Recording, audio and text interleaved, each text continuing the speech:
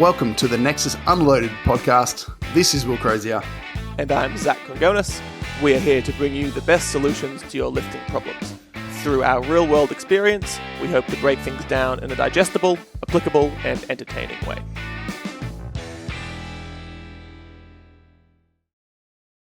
Well, I mean, a lot of the actual background is new to me, which will be interesting. I've seen a lot of your current stuff, but I have no real knowledge of what you were doing before you were doing all the flexibility or the old-timey lifty shit, which I'm really keen to talk about the old-timey lifts because they're just so fun looking. But if you wanted to kick us off, introduce yourself, give us the general spiel like Will was saying before. My name's Lucas. Sometimes when you say I've been in the industry, it's like, well, I've been training because it's like, I think that's, how it starts for all of us anyways. I've been training since I was out of high school. I remember my high school crush at the time, girl I was dating, broke up with me, and I just started going to the gym all the time. And I was like, at the same time, I actually ruptured my ACL playing rugby. So it was like all these things happened, and I was like, I'm just going to be fucking jack. I'm going to the gym. I don't care. It was kind of that process. And then it just kind of, I fell in love with it. I fell in love with strength training and lifting heavy weights. Where I'm from, it's a very small town. And, you go to the gym to stay out of trouble. But when you go to the gym, you either become a bodybuilder or a powerlifter. Those are basically your two options. And just the group in the corner with the chalk dust flying everywhere, screaming, yelling, and just like lifting in ways where I was like, that's super unsafe. I was like, I'm going to go over there.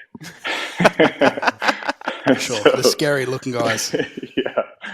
So, I think that just opened all the doors for me, man, because powerlifting, I think if you're a coach too, like I'm sure most of your guys' listeners are coaches or people that are passionate about the process. Like for me, even still today, powerlifting and being exposed to that first, it really just like taught me so much about the process and programming and developing strength. Like all these skills you don't even really learn in uni. Like when you go to college, like you don't learn a lot of those core skills. So I feel like I was like fortunate to go through that before I was like, I want to do this for a living. And even powerlifters I've met along the way, it's the very same thing. You can tell that they just have that experience before they went through that, right? And they like understand things a bit differently. So I mean, that was cool. So I competed competitively in powerlifting. Like I wanted to get on an international stage, which is a pretty big deal from where I'm from. I was going to nationals and stuff. That was before Unequipped, by the way. So this would have been like 2006, 2005, like when I started. So you had to be equipped to be a powerlifter, like to join. Like you didn't have to. What was your first experience with the suit? Like, do you remember the first time that somebody walked up and said, "Hey, this is a good idea. You should try wearing this fucking suit thing, and we're going to need 3 people to get you in it. But trust me, bro." Yeah, it was. Well, I mean, for me, it was just training with the guys to get strong first, and then when I was like, so like, what does it take to do a meet? Like, I want to do a competition. They were like, people started throwing like old single ply suits at me, and like, yeah, you got to wear this, and here's your wraps, and like, I just had no idea. So I'm kind of just like putting like whatever on just to like go and be in the competition. I think my first time wearing a bench shirt was actually in my first competition. People were just like throwing it on me. They're like, yeah, just like lower it really slowly, man. I'm like, okay. Just wait for it to touch. And I mean, also, it's just like the sport wasn't quite as developed as it is now. And like actually seeing that boom around like 2012, it was around that time, like when Unequipped came out, and it just like the sport has just like taken off since then. But I mean, that was all me, man. Like that was kind of became life, and it kind of led to this. I want to be an S&C. I want to, really specialize in that stuff. And I just started suffering some injuries, like really bad, like tore my quad, had a bad trap tear at once too. There's probably more. I'm not gonna bother you guys with the list of injuries, but the whole list. One bad. Well, it started before you even started, by the sounds of it. Like you did that ACL before you even started lifting, and then the quad and all those other things were probably by some level of connection Yeah. related. Oh yeah. And And I thought then about that too. Like, I'm like, you always kind of think about those things. You're like, man, my body's kind of starting to develop in this way as I age from all these things that have happened to me. And I think we forget about that too, right? It's like you get an injury when you're younger, and then, you start getting these referenced kind of patterns in your movement where you're kind of like, I don't know what it is. And it's like, oh yeah, I blew my ACL when I was 18. Or, so you start thinking about all these weird things. I'm sure we've both had clients, and I'm sure you've had multiple people in the same boat that come to us, and they're like, and we're like, oh, like, give us an injury history or Yeah. whatever, and they're like, oh, usual stuff, like I've kind of done a bit on my quad or whatever, and then you start coaching them, and then like it's almost like they don't remember, and then 2 Yeah. weeks in, they're, oh yeah, I fucked up my back, and then oh yeah, I also off my ankle's fucked. I fucked it, and then all of a sudden there's like 20 different just Yeah. massive Absolutely. injuries that just come out of the blue. It's like you said, you just don't Yeah. realize how fucked up you are until I, you actually think. oh, absolutely. I do that too, right? I'll be going through training sometimes. I'm like, oh yeah, I remember when this like tweak happened, whenever. And you're thinking about like something, but yeah, and it's like for me, that transition out of powerlifting was kind of like the last straw. I think for me, it was also a bit of a turning point in my life where my wife and I had our first child. Just a lot of life transitions, and I just built this certain physique that wasn't quite like I wasn't staying on top of other things. Like Will and I were talking about this yesterday. Like I just wasn't staying on top of conditioning. I wasn't staying on top of just even training through full range, like, or even considering that. It was just like I bought into like, this is what I'm doing. I'm powerlifting. So I mean, that last injury, which is a bicep rupture on my left arm, it just kind of like just set me to be like, I don't think this is the path for me right now, and where my life's going. So I got into calisthenics. I got pretty hard into like just playing around with some gymnastics, which was pretty ridiculous, especially when I started. Like people were laughing at me, and like I was just trying to like start spicing it up and have some fun with training. But I ended up like taking that pretty far. I mean, obviously there had to be a body composition transition as well, and that got me hard into flexibility training, because a lot of this gymnastics stuff and all these positions I was like working on, like everyone was like, you need more flexibility, you need to fix these shoulders, you need to, and it's kind of like, well, how? Like I'm kind of fucked, right? I think that makes what you do unique though, because I feel like if most powerlifters who don't have a lot of range and who can't get in a lot of these positions, which is every single powerlifter, they kind of like if they decided to take that route and they were like, oh, I want to get more range through my hips or whatever and get into the splits or whatever it is, like jump on YouTube, search how to do the splits, and then like there'd be a video of somebody just fucking nailing it, and you'd be like, well, you know what? No fucking way. No, not a chance.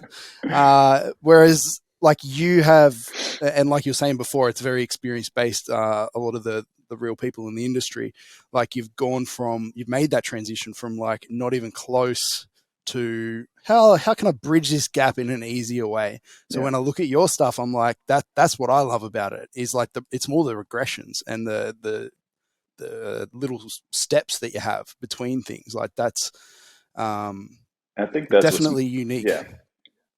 Like for me, there was this moment when I got into all that stuff and made that transition out of powerlifting where I was like, man, I'm never going back.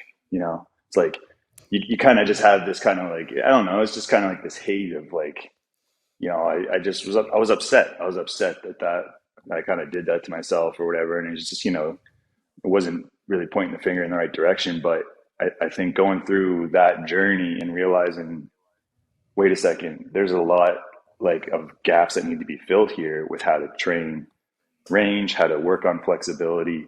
I kind of had to go through a little bit of like the harder route myself to figure that out. But I mean, that's really the issue here. Like if we're talking about why flexibility gets a sore thumb or why it kind of gets pointed in whatever direction, it's because no one understands it. No one knows how to fill those gaps. And for me as well too, is like powerlifting is probably the one sport where there's a lot of gaps to fill. Because, I mean, A hell of a lot of gaps. you know what I mean? We could sit here and say, like, well, the sport only requires this much range of motion. It's like, yeah, but how do we get these athletes now addressing the ranges they're never training? And, you know, like, how can we do that in a way where it's productive? You know, like, there's just a lot of work, I think, that is just not being done. And it's because a lot of people haven't had that experience, haven't had gone through what flexibility training looks like for people at that change range at a later stage in life or with shitty mobility, because a lot of people think it's kind of just like, yeah, you're just born with it. Yeah, you just have it or you don't, kind of thing. So yeah. Since you've been kind of on both sides of that coin, you've had the exposure to the heavy powerlifting side and you've made that jump. I mean, it's quite interesting that you picked gymnastics kind of straight off the bat. That's an interesting one to dive straight into. And like you said, it was that contrast that's helped you build some of the systems you've built now. I'd be curious to hear your opinion on why that side of training is so dismissed by strength sport athletes and most people in general. I think it's getting better. I definitely, you know, you see people like Mike Israetel with full ROM and stuff. He's coming, you know, he's really pushing that in different ways as well. And the whole full ROM approach to training is like, it's getting better, and it's, you know, we're making more sense of it, I think. And I think it's just, in my experience, just a lack of experience, just a lack of exposure, even to stretching, right? Because like for me, when I kind of bit the bullet, and I was always like a no stretch guy. I was like, stretching's a fucking waste of time. You know, it's stupid, doesn't work. And then I just got to this point where I was like, I really wanted to improve on my range. And it was like, you have to stretch. Like all these people I was like working with or getting coached, they're like, you have to fucking stretch. And I started doing it and realizing like, fuck, like I've never actually stretched, man. Like I've never like sat and not moved for at least 30 seconds. It's like, holy fuck. And then, you know, and a lot of people that say that have probably never stretched before. And I think that experience piece is important, because once you go through it, you can make that decision yourself too, right? Where it's like, okay, well, maybe this isn't as important, or maybe I'll approach it this way. Because even like some of the work Will and I have been doing, it's kind of like softening the blow a little bit with stretching. It's kind of like you're doing some of it, but it's not like you have to do it. You know, it's like, we're going to do some of it, and we're going to kind of like, I don't know, learn to build that habit. And I think that's what's important. Same as strength training. Like you guys aren't going to get people coming into the gym and on a powerlifting program day one. They're going to be doing some GPP stuff. And it's like, then they build themselves up. Flexibility training is no different. Like that whole exposure to it, it's like the GPP for flexibility. It's like you're gonna do some stretching, but you're gonna do probably some more loaded stretches to kind of learn how to train these things. And a lot of people can't even get in positions to stretch. So it's like, I mean, it's not to say that you're fucked, but if you can't even like sit and stretch because you're so tight and bound up, it's like, holy shit. Like there's this whole, you know, part of your nervous system, and you can't even have access because you can't relax.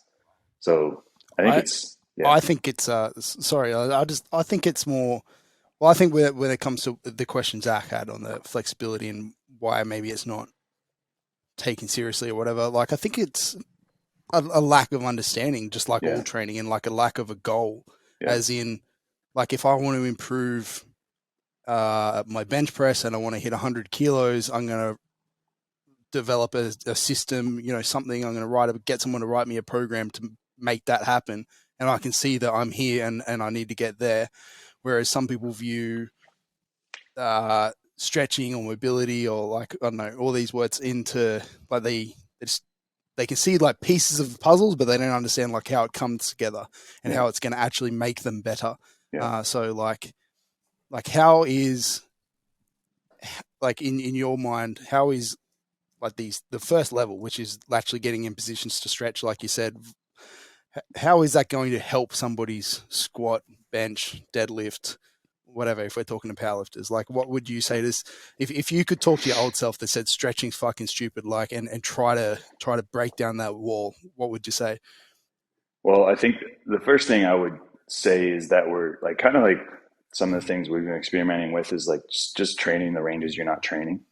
I think that's like the easiest selling point, because I mean, at the end of the day, you're going to get strong not doing it, right? So it's like, I'm not going to sell you on like, oh, this is going to make your deadlift and squat that much better, because you're still going to get strong as fuck.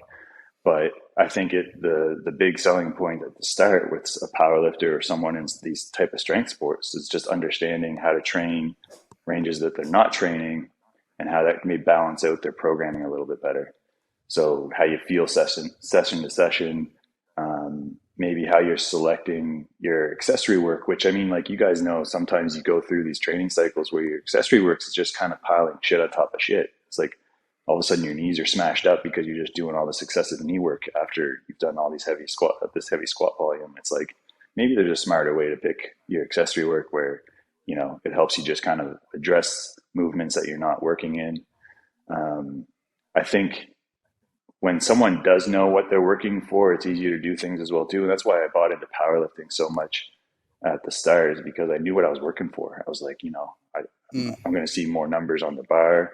I'm going to feel stronger. And there's just so many ways to kind of measure that.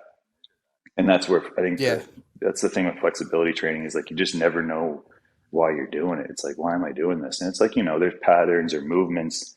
Like, I mean, for the most part, we should all be able to touch our toes. Like it's not like that's some kind of thing where it's like impossible. And there's, you know, certainly ways that you can build it into your training. Obviously, a seasoned power lifter may need to get into some loaded stretching just for that. So like understanding how to facilitate a stretch with weight rather than going to yoga, which, you know, I did that at the start. I went to yoga classes because you kind of associate, you know, flexibility with people that are already flexible. But they just, you know, you go in the room and you're just standing on a yoga mat the whole time, because they're like, if you can't do this, just like go in a kneeling. And I was just kneeling the whole time. So I was like, I can't do any of this. I've only done it once as well. And I just remember how hard it was. Like, I just remember like sitting in this room with this bunch of just like elderly women, and they're all like smashing it. I'm just sitting there like, oh man, what the fuck? And it's great. Just feeling like an absolute dud. Yeah. And then I did try and get in positions. Yeah. I remember I was super sweaty. I came out of it and I just was drenched. It was, yeah. I mean, it's great. It's great if you have the movement already. If you have the flexibility, it's great. It's like, yeah, I'm just like able to showcase my range. And it's like, if you don't have it, it's like, what do you do? And I think that's kind of like the understanding point there, is like, how do we do that, man? How do we fill those gaps in our training where you don't have to go to a yoga class, but you can kind of build it in. You can work towards expressing strength through these different patterns and understanding what you're working for a bit more. But I think that's the easiest way to sell it to powerlifters at the start, is just learning how to start working through these ranges that you're not ever addressing in training, and how that might help you just feel a little bit better from session to session rather than just like smash all the time.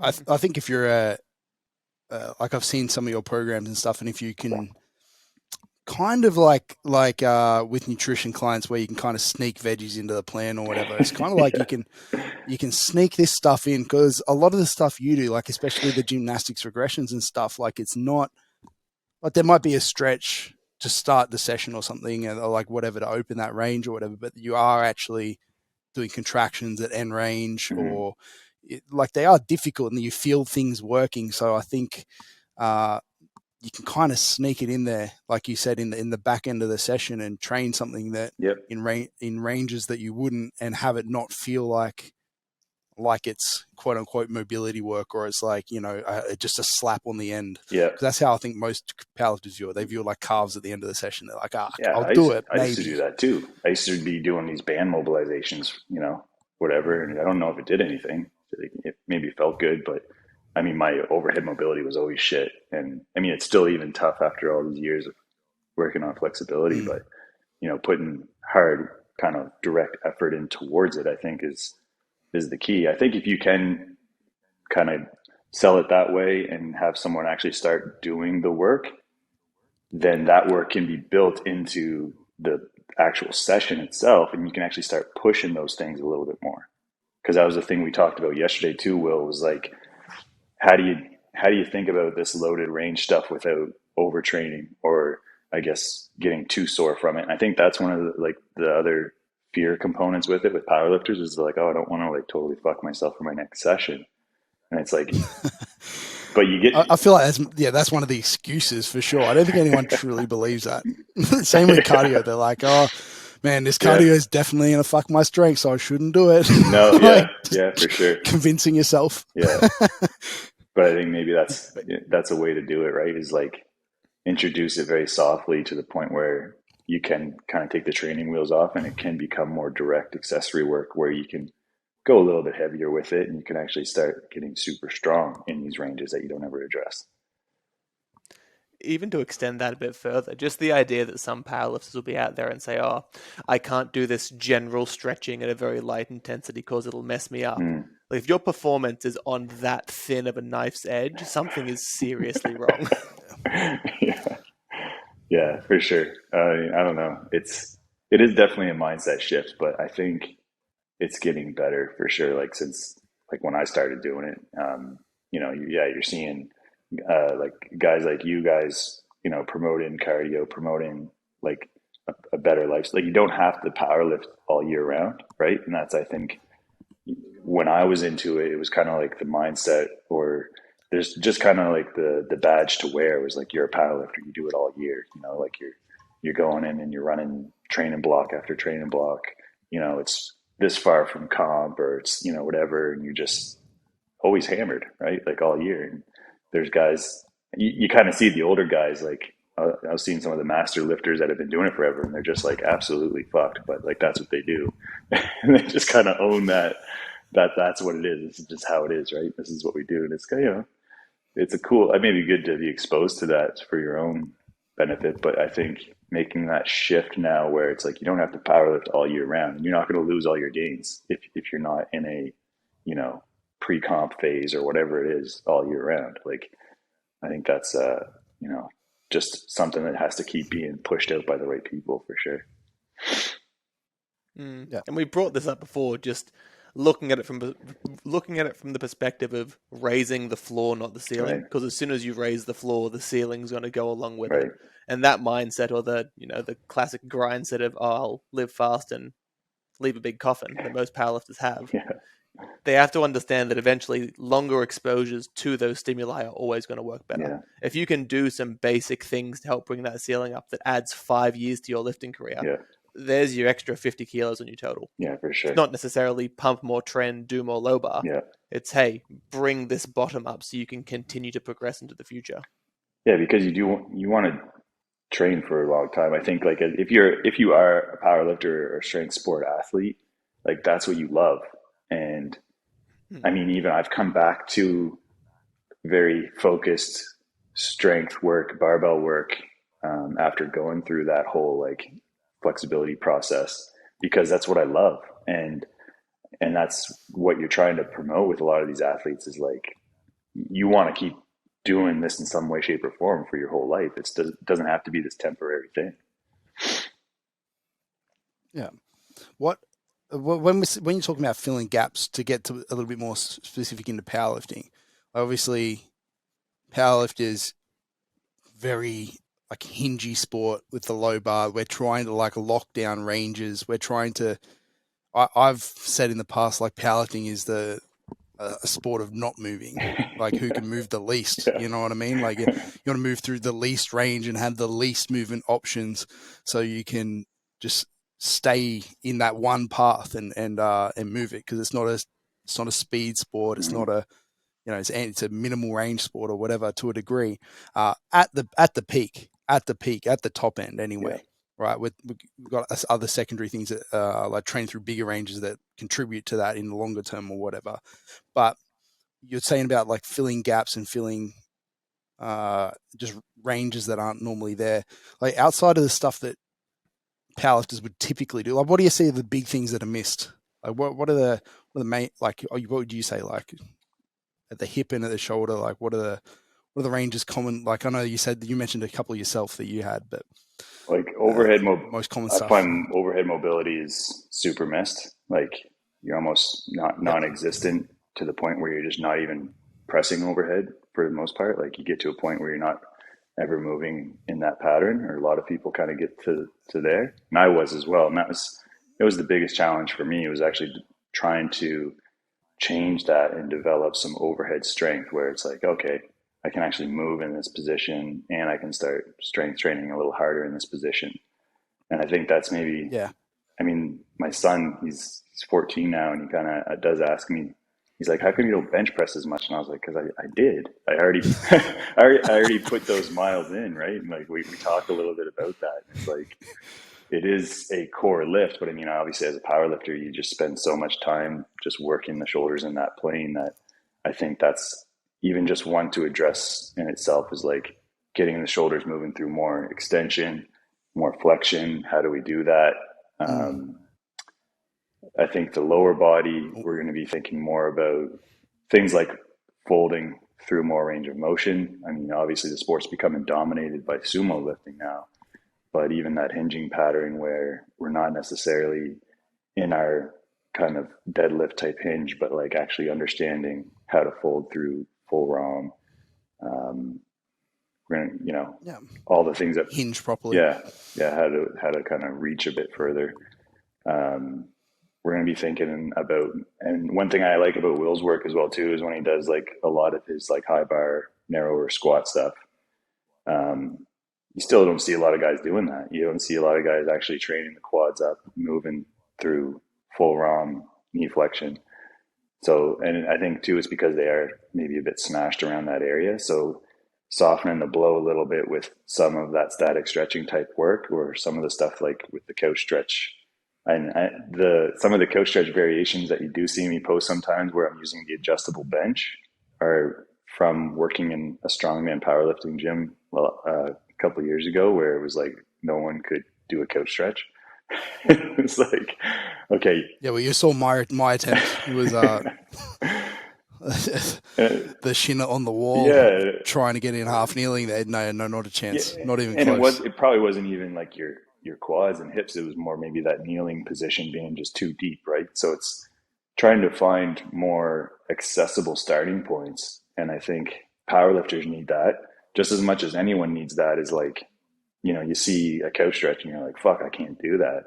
But we can definitely come up with a solution to obviously facilitate that stretch and actually work on that range. And that's where the work needs to be done on my end. Like where I see, it's not like I feel like I have some kind of finished product or finished approach, but it's like, I need to keep working with more people. I need to keep, trying to troubleshoot these different body types or athletes that do, strength sports, and see like, what do they need? Like, what are they not able to do? And how can I facilitate that for them? And I think that's where the work needs to be done. And that's probably what, again, coming back full circle to like why, training range is just like no one has the experience working with people in different populations and like trying to, actually get people to adhere to a program. Because that's a whole another part of it. It's like, if people don't adhere to something because they don't feel like they can do it, then it's like, of course it's not going to, have an effect.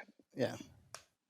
I think you're pretty bang on though. I don't know if, like, I saw Zach nodding along to the overhead stuff, especially, and we've talked about it as well. Like our views on like after a comp, during what we would call like a restoration phase, trying to regain lost range, trying to regain just lost qualities in general. But overhead was definitely one of the things that we discussed. And from what I understand, what you said so far, like stretching is to, as you say, like soften the blow and just kind of ease into that at first for somebody who literally just has not even a chance of getting there. Like they do that and their shoulder hurts.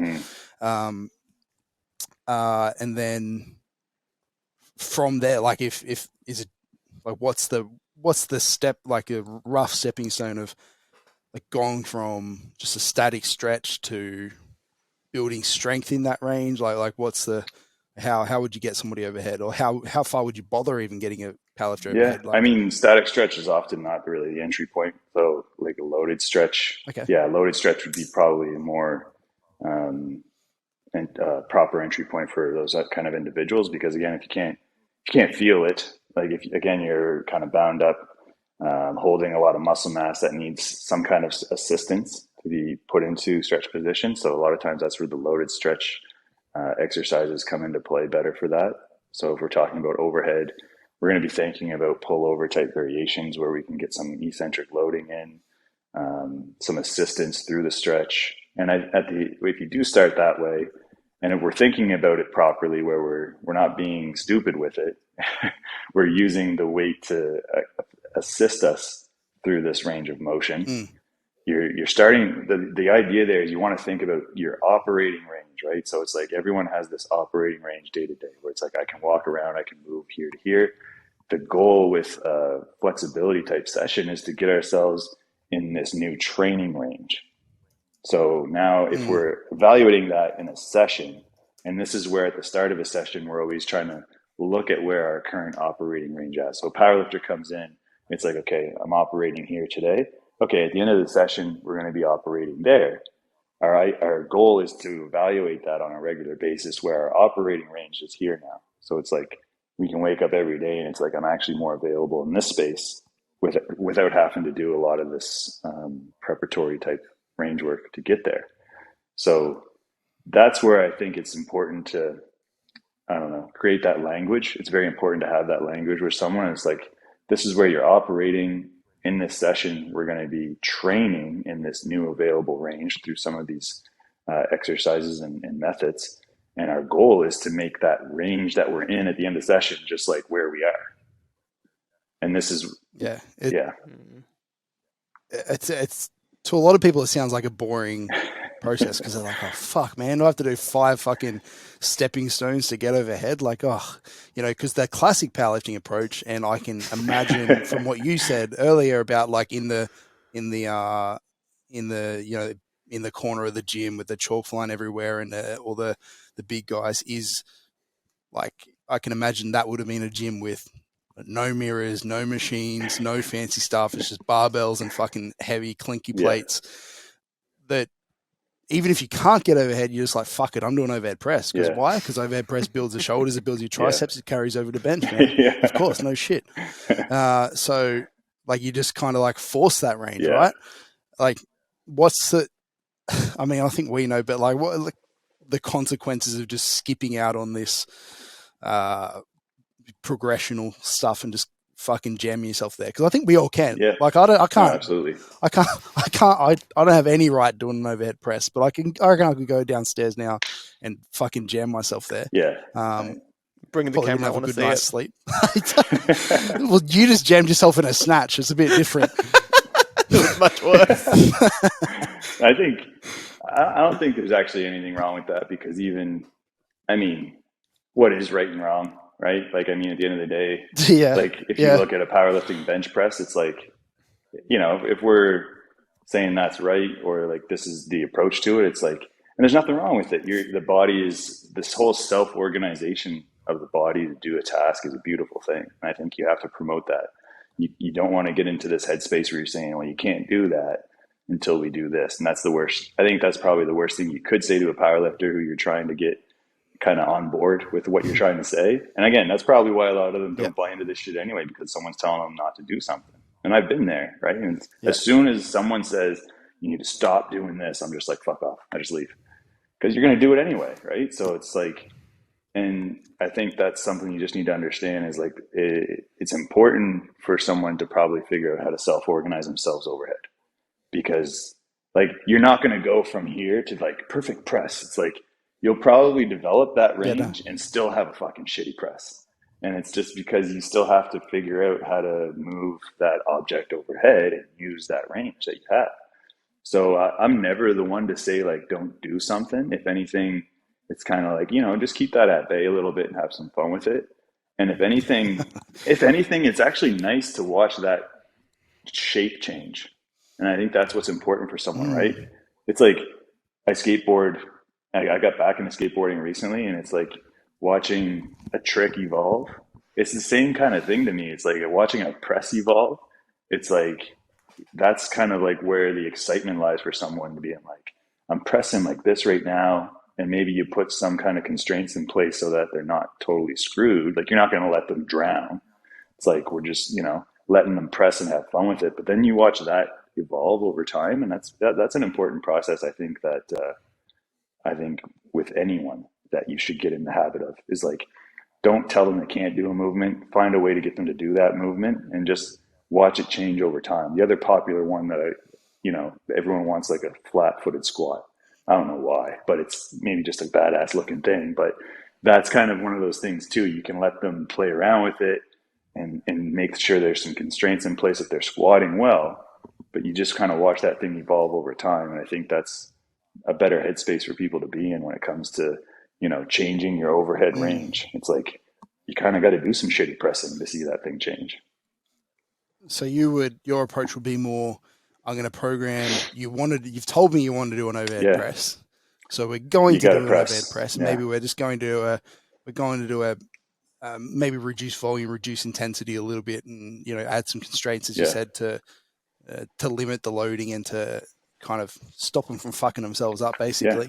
And then maybe, from what I understand, what you're saying is like you would add in some shoulder flexion ranged drills, maybe on a prior day or prior to that in the session, or something along those lines to help them kind of access that range before pressing. Yeah, I think that's another good topic to maybe even just touch on too, right? Is like this thought that like, oh, you shouldn't stretch in your warm up. It's like, well, it depends on what kind of stretching you're doing or the approach to it. But again, if you're worried about like the power and strength output of a shoulder press that is very technically shitty, it's like, why wouldn't we do some work beforehand to get into some more useful space to train in, right? So if that work's going to help me technically with where I'm at, and then over time we don't have to do as much of that, I would definitely opt for doing some of that in the warm up for sure, if it gets you in a better training space. Yeah, I think a big piece of it as well is getting people out of the mindset that it's not training. Like having that idea that, hey, flexibility training, or I'd call it something like exploring new ranges or exploratory movements, it's training. It's just like a squat. It's just like a bench press, whether or not you do it unloaded or with an accessory variation, like Will said, to kind of hide the vegetables in the fruit sauce, in the pasta sauce. It's still training.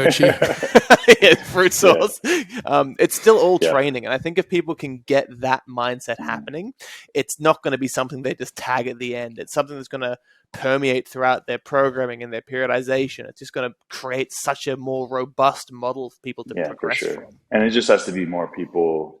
Like, I think in order for that to happen, more people just got to get on board with like just programming like that. Like that's, I mean, a lot of I like the Stronger by Science group. They talk a lot about flexibility and stretching and all these things.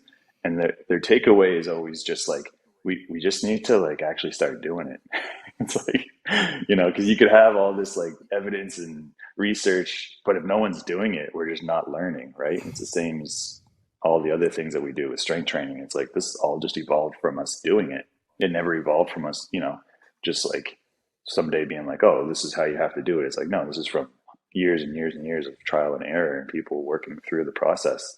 And that's all it is with flexibility work, is just like coaches getting on board with programming it and understanding how to do it and seeing where it fits, and then finding ways for people to adhere to that. And that's hopefully what I can kind of do with my brand and messaging is promote that, so people feel like that's a way that they can improve their flexibility. They're not lost. Like I felt like I was lost at one point, and it's like getting to this point where it's like, no, like anyone can fucking do this. You just need to have the right approach.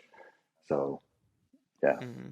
I like I like a point that you said there, but it kind of leads me to a question of like most of the powerlifters who complain about their mobility being shit are just literally doing nothing, like nothing at all, zero.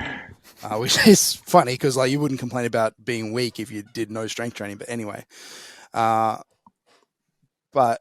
in my experience with it, and it's the same with cardio, like, because we can talk about different zones of cardio or different like modalities of cardio and what's best and everything. But at the end of the day, I'm always like, just do whatever you're more likely to do. Like if you find fucking half an hour of super low intensity cardio that the science says is better, and we can talk fatigue and stuff for it, you just hate that.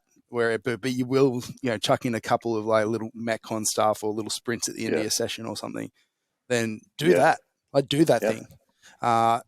I've always had a similar mindset with mobility, flexibility, and this sort of stuff in powerlifting, because I know that the barrier is so low for a lot of strength athletes, as in like they're doing literally nothing. So they like, I've always thought if you just did something, just literally anything, then you would get something from it, because you're so bad at it. Like just any stimulus is anything. Like obviously you're promoting a more structured system and a more progressive system, and that's why I like your stuff a lot. But how much do you feel like it is just doing something versus having an exact model to it? Like when you were first absolutely. starting, it's kind of a loaded question. Absolutely. Like everything works if you do it, right? And you continue to show up and you do it over and over and over again. It's like, that is step one. And I mean, I get to a point where I just had to do that and not think about anything specific about the programming to it, or, all the contractions. You can get caught up in your for head. sure. And I mean, there's like mobility training is huge now. Like it's so big. Like if the algorithm picks up mobility as an interest for you, it's like good luck, because you're going to see coach after coach saying like mobility, mobility, mobility, and you're like, holy fuck. And it's confusing for a lot of people, because everyone's like, trying to tell you have to do it like this. You got to do your pails and your rails, and you got to go. And it's like, okay, wait a second, just fucking show up and just start doing some stuff. And even if it's just like holding a stretch for a little bit, or just using some weight to facilitate some new training range that you're just not always operating in, just fucking start with that. And then once you feel like you're like, okay, I'm actually enjoying this, I'm understanding these few exercises that I've been working on, then we can maybe see where it can go from there, or you can see how it can tie into your training as more of like an aggressive approach to accessory work. But yeah, I think that's just like with anything, right? Like when something blows up, and we've seen mobility blow up, it wasn't even really a thing until all of a sudden everyone started doing CrossFit, and it was like, oh, we need mobility. Everyone needs mobility. And it was, man, next thing you know, it's like we have all these different approaches and training systems to it. And it's just confusing, especially when a lot of them are all the same, right? It's just, it makes it harder entry point for a lot of individuals. And I think that's why a lot of them don't do it, because it's just like, it's too confusing. It's confusing. Yeah. And you're right. A lot of them are very similar. Like I've done a bunch of courses we both have, and definitely different explanations for why things work, as in like neurological stuff, or like, like they all have like a slightly different way of viewing it, which I think is really valuable in expanding like how the body works. And it's also really nice, comforting sometimes, because you're like, fuck, nobody knows. Like nobody knows anything. It's ridiculous. And then, but you're right. They all come back to very similar-ish type exercises. And they get the job done. What's your with doing anything? I don't know. We're going to talk about this at the start, and we skipped over it, so I want to go back to it.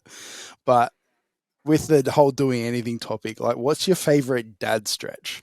You know how like your dad would be like, "No, if I'm going for a run, just going to do these ones, and they're good." Like, what are your favorite dad stretches that you see at the gym? Let me think. Well, I mean, I actually do see guys doing the knee circle thing, which is pretty wild. Yeah. But at the end of the day, too, I like that shit. Like, I actually. The leg swings are big. Yeah, I'm not saying it's bad at all.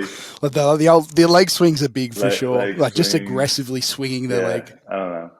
You don't see much of it, to be honest. Like, but I do see like when you squeeze the knees together and you're like doing circles. And you know what I'm talking about? Where it's like, yeah, like the little fancy thing, the hands are on their knees, I see that all the time. I'm like, man, it's like doesn't really like. For maybe what that person might need more of, I'm like, that's not really doing fuck all. But I do like that movement. Like I do like playing around with that, like just kind of circular type movement action. But it's at least they're moving, I guess. But I do see that one a lot still, like the old knee circle stuff, and I'm like, what the hell is that? But do you have any childhood ones, Zach? I mean, my favorite one was the old PE partner stretch where you like, I think Oh, it's like a door frame Pec stretch, and like you're stretch. holding each other's arms and Yeah.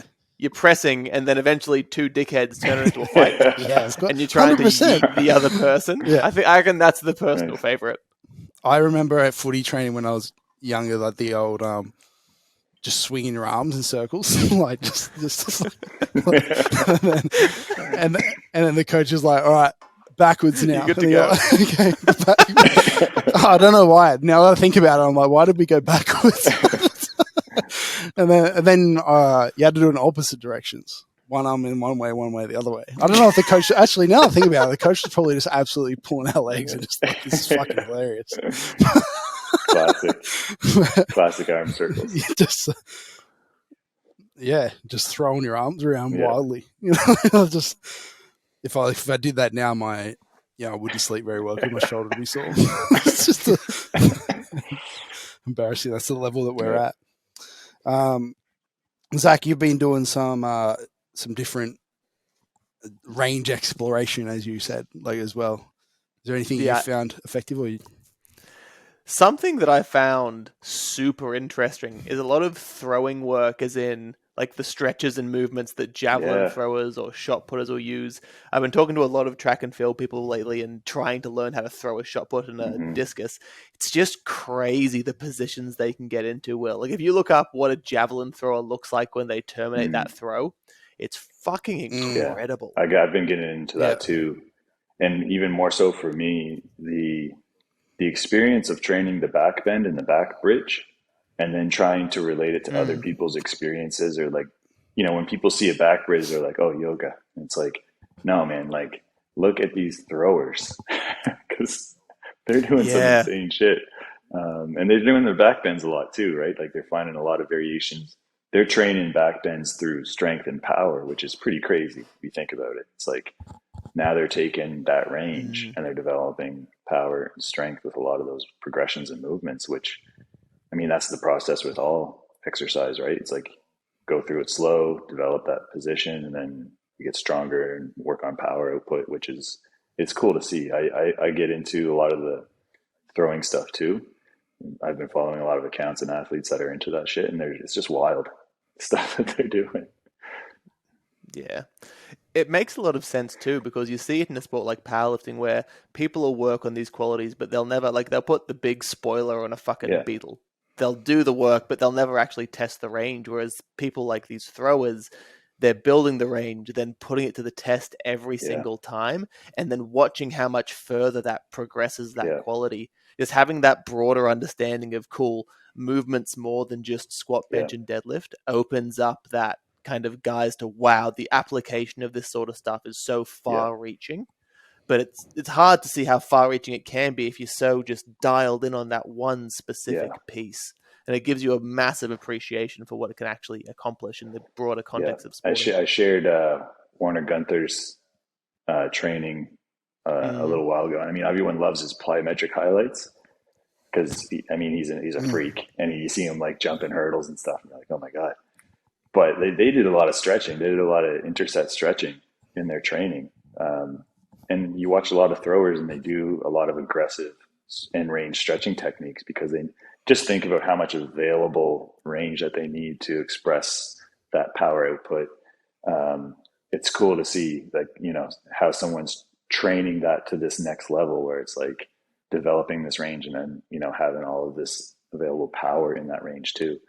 But that was a good share. I think a lot of people connected with that, and they're like, oh, okay. It starts kind of making sense when you can relate it to those types of experiences, those athletes. It's not just yoga. It's like, okay, this would be, a way that you would approach this where you can get really fucking strong in these weird ranges. And then it comes full circle when those people are out totaling or stronger in every context. Like I was learning with, he's a hammer thrower. He's just fucking incredible. He just power cleans 180 like it's piss. And the dude just recreationally weight trains in the gym and then throws this massive circle on a piece of metal string very far distances. Yeah, it's so cool to see. Yeah, and there's some good, like the USA Javelin. I think it's just called USA Javelin Team. Like their Instagram account is a great follow because their coach is just Mm. like always sharing a lot of their accessory and warm up exercises, and it's just like wild. They're doing a lot of back bend stuff, and like that's just like their warm up, and you're just like, man, that's like just so cool to see athletes moving in that way and at that capacity to then express that type of power and strength. You have to appreciate these sports are a lot older than powerlifting, for sure. As in, like, powerlifting is like, I'm sure like they were squatting and all that for ages before powerlifting kind of came along and formalized it as a sport, I guess. But it's interesting looking at these other sports, what they do and what they've done for a very, very long time, and then trying to relate that back to a strength sport and trying to gain some like crossover knowledge and how can we use that, and I just always find that really interesting because like the powerlifting's still pretty young, and like even the time that I've been in it, which was, I did my first comp in 2015 to now, is just crazy. The amount of information that's out there and the level people are at, and the just the differences in training compared to that 10 years ago. And I'm sure in 10 years hopefully it'll be developed a lot further again, and I'm sure a lot of it will come from these other sports and what they're doing. Yeah, it's interesting they're making certain changes and stuff to the rules too. Like, I mean, are you guys affected by the bench press rule change? Nah, it's just Okay. IPF. I think it's interesting that they're, Yeah. starting to do those kind of things as well. But it has changed so much. And I mean, I was a part of that whole era just in like S&C in like the early 2000s, where it was like that was the new, like, this is how we're going to train all athletes, like bigger, faster, stronger. Everyone's doing dynamic effort and max effort days for soccer players and shit. And it's like, it just like, West Side just like took over the world, and now everyone's just like conjugate training, and it's like, wait a second, you don't need to be doing that, or to like doing it in that way. So it's been crazy to see it blow up in that context and then kind of come back around. And yeah, it's an evolving sport, and like you said too, like sports like javelin have been around for hundreds and hundreds of years. Like looking at these approaches and these like old ways of training, getting super strong through these big ranges, it's like, how could that help you? Like how can that help you in powerlifting if you kind of worked on these things? Like I think that's something for these lifters to explore, and at least find ways to address patterns and movements that they're not addressing, which, I wouldn't want anyone getting in a situation that I was in.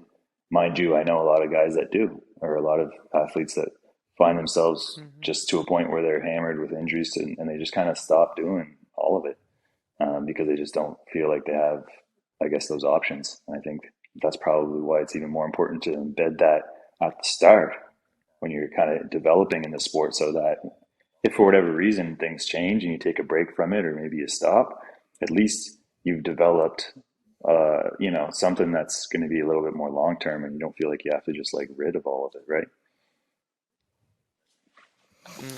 Yeah, I see a lot of people that, and you were similar yourself, but like you get to that point where your options are like, just do, like, my shit hurts and I can't do the amount of work that I need to progress. So like a lot of people will just do less of the same work because they can do that, right?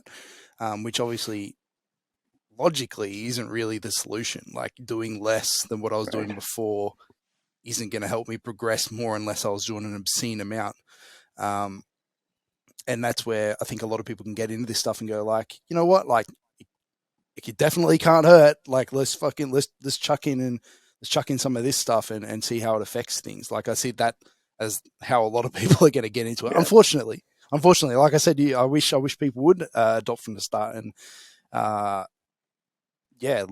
train these ranges from the start. And that, but I think a lot of people will get into it more that way, unfortunately. Yeah, and I'm sure you've seen it a bunch of times. Or they just like completely abandon strength and heavy lifting like it's some kind of bad thing, and there's nothing wrong with it. And I mean, there's getting weaker. No, for sure, right? Yeah. And you see that happen a lot too, where again the mobility craze is like blown up to the point where sometimes coaches promote that you have to perfect every joint before you go touch some heavy 10. It's like, no, you don't, man. Like, I don't think anyone can perfect every joint. And, you're taking away some kind of passionate component to someone's lifestyle, or making them feel bad about it. Like, you're in pain because you're lifting heavy. It's like, well, maybe, but, I love doing it. And so if you can help me not be in as much quote unquote pain, or whatever pain is, maybe just work on identifying what pain actually is. Like, to me, pain is like, I can't walk. I just like totally ruptured my quad. Like, not just training stimulus, or, just like certain feelings you have because you actually did some stuff. Right. And it's like, now we can at least learn to move after you do some stuff, so that you can understand, how you can recover a bit differently, or just like move your body a little bit more. Yeah, it's not smash the same things. All right. Do you want to give us a rundown on, like, if people are interested, like this? I'm sure it'll resonate with a bunch of people. Like, there's a bunch of powerlifters that are listening that go, yeah, that's probably me. What can you offer? What have you got to help people? Yeah, like, I mean, I've got some things set up right now. Like, I have a membership platform, and the membership platform is kind of like a dual kind of thing, where you can take advantage of training programs, and you can have some two-way messaging with me. So there's like some entry point programs, and Will and I have been working on one that's a little more specific to lifters. So there's like a couple different options there. Broken boys. Well, like managing volume and load and stuff is a really important thing there. And then there's also just like some learning components there as well. So there's like some course stuff. I've done mentorship work with coaches in the past, and I've just cataloged that on the membership as well. So you can go through and learn some stuff about like the flexibility work. I've also put other things on there, like the old time strongman approaches to training, and like how I've used them and how they could help you. So it's a little bit of everything, but it's a nice entry point for someone that just wants to start getting exposed to this stuff, where, there's even the more advanced work, like the splits is on there. Like, there's more advanced flexibility stuff. And then, if you did need customized approach to training, then that's available. But I usually recommend starting there, because it's a lot of new stuff to get started with. And like, often that's like a really good starting point. Yeah, if you don't want to just wing it based off the latest Instagram trending drill that you saw, and you think that mobility and flexibility is something that you probably should be doing, but yeah, like I said, just your only resource is Instagram at the moment, then I highly recommend jumping on and paying the very small fee to be guided through some of the systems by you, because like you said, you've been there, done that. The regressions are really great. I love the progression system that you put in there. And I think a lot of people can benefit from it. Cool. We'll leave it there. And I got to go to bed. I got to it's past my bedtime. I feel like I'm usually asleep around this time. Zach's just getting started. Just coming up over here, so get my day started. Yeah, awesome, man. Thanks for coming on. We'll link all of your details as we always do. Looking forward to it. Thanks for having me, guys. I appreciate your time. Red hot. Thank you for listening to Nexus Unloaded. Be sure to jump on our website to find details on everything mentioned on today's podcast, plus information on our coaching, mentoring, and gym services. Make sure to follow us on Instagram at NexusPerformance.Aus for any updates on what we are currently doing. See you all in the next episode.